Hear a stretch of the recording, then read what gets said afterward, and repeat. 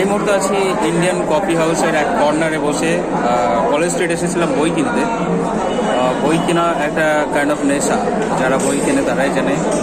এর আগে একদিন এসেছিলাম, কয়েকদিন আগেই, সেদিনও প্রায় 5টা বই কিনেছি। আজকেও কিনেছি বই। তো তারপরে এই কফি হাউসে ঢোকা, একবার কফি খাওয়া হয়ে গেছে, তারপরে আবার কফি নিয়েছি, আর এখন আলাদা বসে আছি। কফি হাউস হচ্ছে ভারতবর্ষের মোস্ট প্রবাবলি ইন্ডিয়ার most oldest coffee house in India.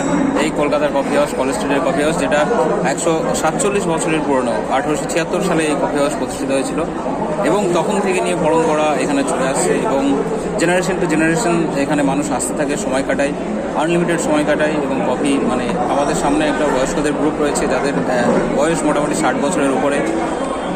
4-5 জন মানুষ আছে, একজন মহিলা আছেন। তো এইরকম অনেকেই রয়েছেন কফি হাউসে, শত শত লোক রয়েছে। আর